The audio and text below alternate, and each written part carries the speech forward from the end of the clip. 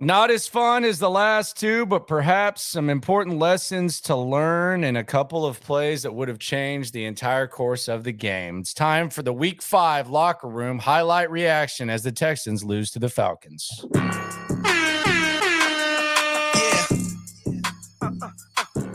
Yeah, it's the locker room on YouTube. You know what it is. Let's get it. Hey, locker room. Yeah, we in the locker room. Texas talk. Yeah, you know what we about to do. Almost forgot what it was like to talk about losses. All those years of losing, you go a couple years without winning consecutive games. You win consecutive games. You almost forgot what it felt like. Welcome to the locker room, number one source for Texans daily digital content. I'm Landry Locker. You can hear me Monday through Friday, 10 to 2 Central on Sports Radio 610, the Odyssey app, which is also on Twitch and YouTube. Subscribe, like, ride along. This is the top place to get the pulse of what's going on with the Houston Texans digitally, as well as on the radio platform. And every week we react to Texans highlights. PSA, this is not a film study. This is a reaction to highlights. There's plenty of places to go to watch fake film. There's plenty of people clipping highlights and acting like they know what goes into that. I have much respect for the guys who actually watch tape and who do it. This is just a reaction to highlights and the storylines and the stuff that happens over the course of a ball game. Before we get into this, let's hear from DeMeco Ryans, who seems pretty confident after this loss. He actually seems to be feeling pretty good about it. Let's hear what DeMeco Ryans had to say about this loss and why he actually thinks it was a valuable lesson for the Houston Texans. It's a great learning lesson yesterday, right? We were close and we feel like we should have finished that game. But for me, it's a great teaching moment for our guys to really understand like what it takes to win games in this league. They're all the games are going to be tight. It's going to come down to one possession.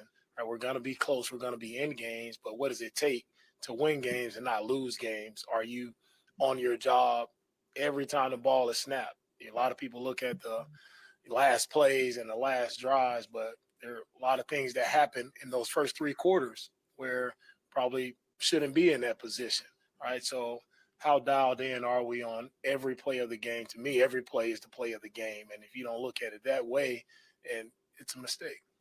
And we'll look at this and we'll look at what plays could have changed the game. That is DeMeco Ryans. Again, subscribe, like, ride along, do this all week.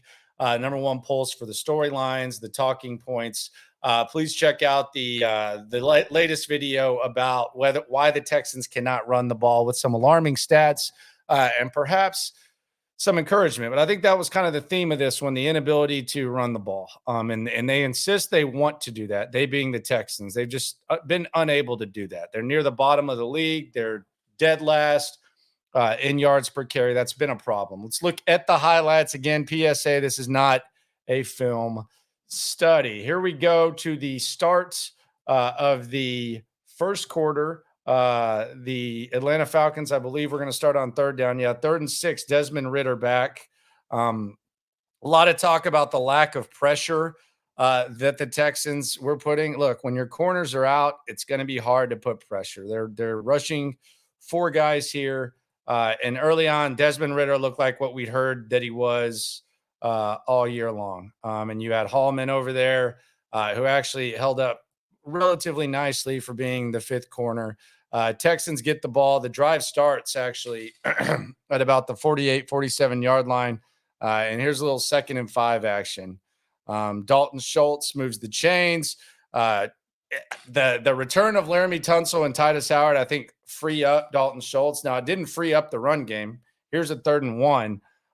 But it did seem to free up Dalton Schultz. This is a 3rd and 1 right here. Texans handed to Pierce, nowhere to go. And that was kind of the theme of stuff. Now, this is an interesting one. This is where some of the debates started. And this was a lot of our dialogue during Reaction Monday. Do you think that the Texans should have gone for it here? We saw them against Baltimore go for it on 4th and 1 in their own territory. We saw them go for it again early in the 3rd quarter of that game. They decided to go for 3 here. I think it's a week-to-week thing. I don't think it's a consistent mindset. I think it's as simple as you think Baltimore and Lamar Jackson are going to score points, And up to this point, you had no confidence in Desmond Ridder. You didn't anticipate that he was going to have a career game against you. So you're just trying to come away with points on the first drive. So I personally had no issue with it, but there are a lot of Texan fans that did. Fairbairn's been money this year, by the way. Boom, curves it in. 3-0 Texans. Atlanta gets the ball right back. A little play action to Algier. Over pursuit by Jimmy Ward. Will Anderson ends up coming back. If you actually look at that highlight, there was actually a little bit more to it. Will Anderson just gets completely tossed back. Here, let's go back here to that play. He actually does a good job of pursuing, but you can see the screen right there. You see Smith. He sells it as if he's blocking. Anderson going after the quarterback, throws him down, catches it back. Good pursuit by Will Anderson, but better stuff by Smith right there. 2nd and 7, little reverse pass, more over pursuit. This time Grenard. Big play for Atlanta. Now they're in scoring range. Got the 1st and 10. Bijan. Boom. Texans actually did a really good job of stopping the run in this game, and they contained Bijan Robinson for the most part. Better than I think many people anticipated. Tight ends, again, Kyle Pitts. People talking about trades and stuff. Kyle Pitts with the play. Then you have Desmond Ridder running. Almost looked like he was going to maybe fumble it, but he ends up scoring the touchdown. Atlanta answers the Texans' early point 7-3, and you start to wonder, okay, well, the Texans played this as if Atlanta couldn't do what they just did. They did, and they took the 7-3 lead. More first down. Little Damian Pierce action. Moves the chains. His longest runs of the day, about 15. 3rd and 10. Third was a big problem. A little check down to Singletary, who, by the way, didn't get a carry in this game, which I think is asinine. I think that's insane. Atlanta with the ball back, 7-3. Little play action from Ridder. Right across the middle again. Just no problem. Toe in coverage there. 3rd and 5. No, sir. Good stuff there. Eric Murray kind of looked like he could have caught it, but Eric Murray got his hand in there. 1st and 10. CJ, calm, cool, collective, across the middle, tricks the cameraman, moving the chains. Little Tank Dell action. Get off me, Bia. They would be missing Tank in the second half. Right across the middle, Nico Collins moves the chains. So you get Tank for 22, Nico for 25, I think. I hate this play, by the way. This is the one thing I don't like with Bobby Slowick. The Tank Dell reverse. 3rd and 15. You know this ain't going to go well. Could have been intercepted.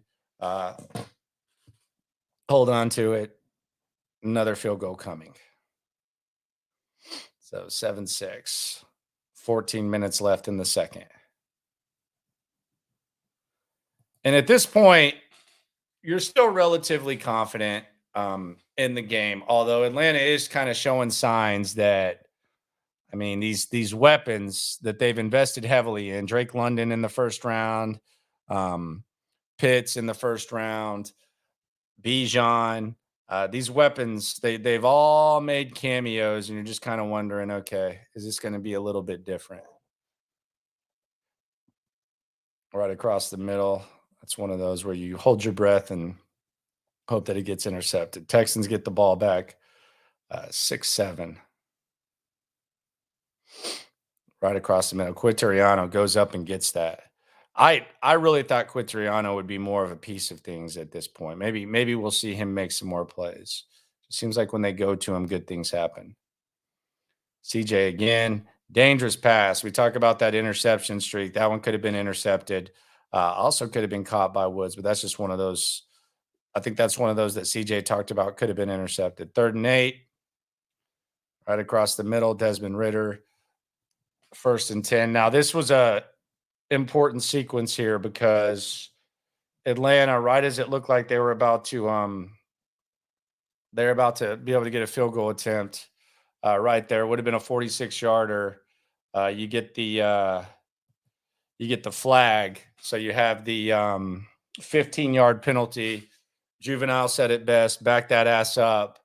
And all of a sudden, you're out of field goal range. And in a game that you think is going to be close, kind of a big swing, especially with what the Texans do at the end of this first half. Third straight week that Bobby Slowick has stolen 3 points at the end of the second quarter, which maybe they need to approach it and try to balance out the aggressiveness that they have at the end of second quarters over the course of a game. Although I have no issue with Bobby Slowick, but they go get their points. 3rd and 10. This is going to be the first third down conversion that we see for the Texans, but it comes at a cost. CJ to Tank. However, Tank falls on his head, gets up, first down, but he's in concussion protocol. So I think they were 0 for 8 or 0 for 9 up to that point on third down. And or I think the game was 0 for 8, 0 for 9, whatever. Tank Dell moves the chains, and you get inside the end. This one was a big play because that would have been a touchdown. Big tip by Atlanta, but the Texans have a 9-7 lead. You feel pretty good because you're getting the ball at the start of the half. You didn't know at this time that Tank Dell was going to be out. So you see CJ talking to Mechie. He says, Mechie, you got to step it up. And right off the beginning, I think we're going to see something to Mechie here right across the middle. There it is. Right there. Boom. Get up. Point. There you go. Mechie kind of has what I call the alley-oop vibe. I always talk about it in high school basketball, where whenever someone gets an alley-oop, it just kind of changes the momentum of the game. I think Jose Altuve is kind of that for the Astros, where anything he does, it just seems like the team kind of feeds off of it and feeds off of the vibe. Mechie kind of has that vibe to where whether it's moving the chains or whatever, there's just a different energy that comes when he makes plays. Hadn't made a ton, might get more opportunity depending on what happens with Dell. Dalton Schultz again, another third down. That's second time they moved the chains on third down. You're starting to think, okay, go get – this is where DeMeco talks about, you go get 6, and there you go. But misfires Collins. Don't think he would have gotten the first down anymore. And Atlanta, you think maybe they're going to start to get something going. Bijan Robinson to the corner. Najee Harris started out the third quarter running the ball very well. And then, boom, fumble. And right there, Davis on the bottom. Don't know what took so long for the refs to sort this one out. Kind of seemed clear as day, but took a little bit of time. And this right here, this is what DeMeco's talking about. You're up 9-7. You go score here. It doesn't even come down to the end of the game. The heartbreak that the Texans went through. This should be a momentum swing. This shouldn't be a field goal. Atlanta holding you to a field goal here is a victory for them. Look at Jonathan Grenard getting pumped up. There he is, excited. Jalen Petrie pumped. Perriman pumped. Referee still kind of waiting. There you go. Finally, sir. 3rd and 4. 25. CJ again, low to Schultz.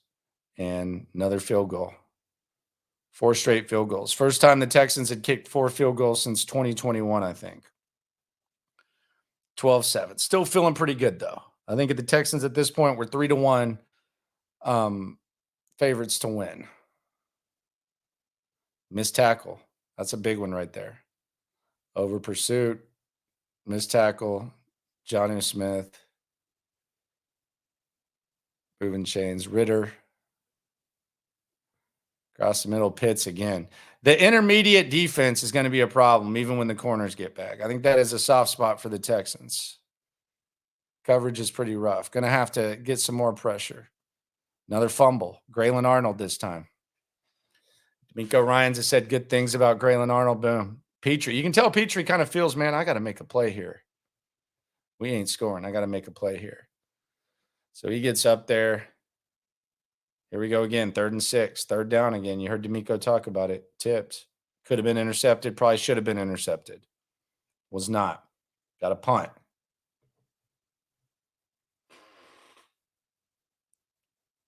Across the middle. There he is again. Pitts.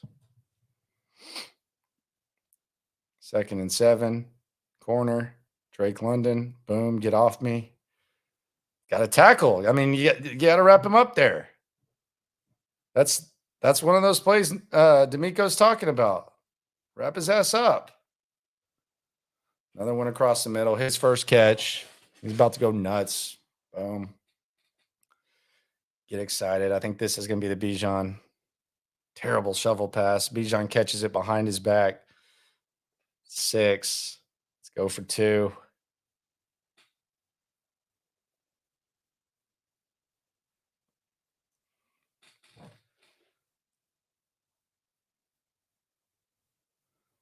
Easy money. Right there. Easy money. 3-point ball game. 12-12 left. Still feeling pretty good, though, at this point. Little CJ action. Throws it away. Good choice. 3rd and 2. Can't run the ball. So have to go punt. This is where you got to keep him out of the end zone. Drake London. Steven Nelson. Good coverage. Just big man hands. Get the hell off me. Get pumped up. Yeah. Who said I was a bust? I know bust.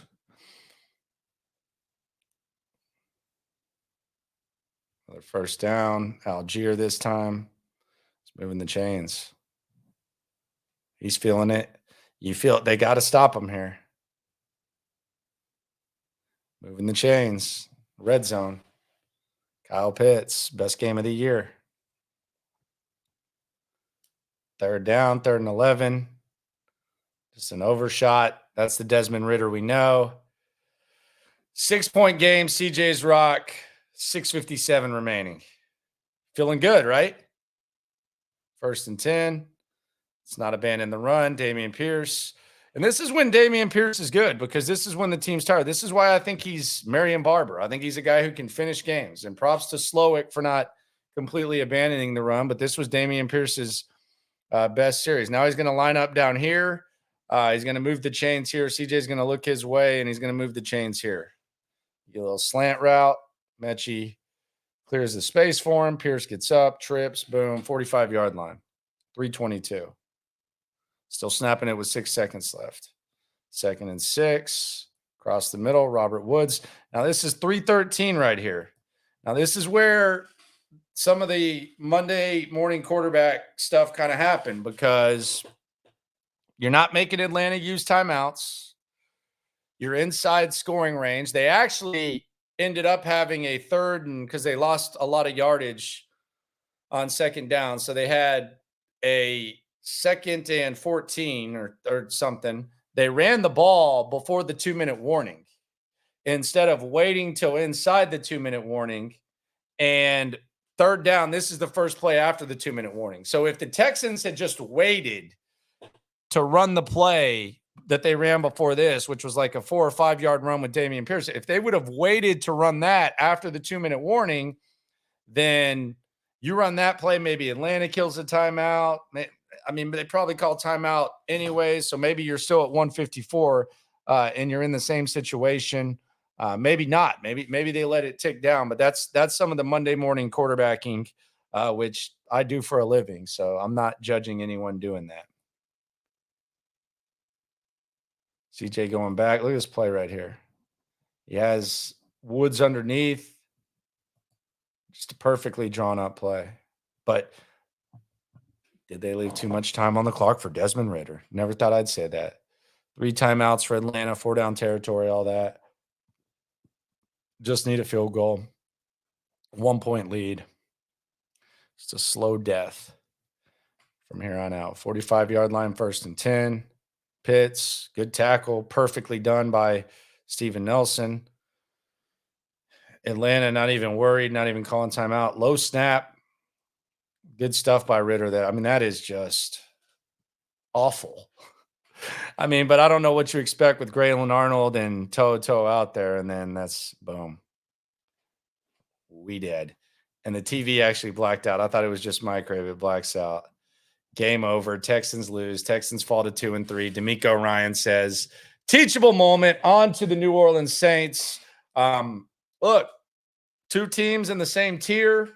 Atlanta, their quarterback played better than the Texans quarterback. They ran the ball better than the Texans did. And it was all about 3rd down. DeMeco Ryans, though, does not seem too flustered by it. Please subscribe, like, right along. That's this week's highlight reaction. This is the locker room. No matter what happens with the Texans, whether they win or lose, though, This is the top source for Texans entertainment. When it comes to this Texan stuff, we're all in it together. Thanks for coming through. Hey, locker room, yeah, we in the locker room.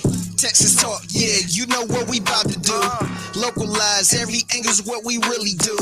We the source, we the pulse of the city too. Landlocked,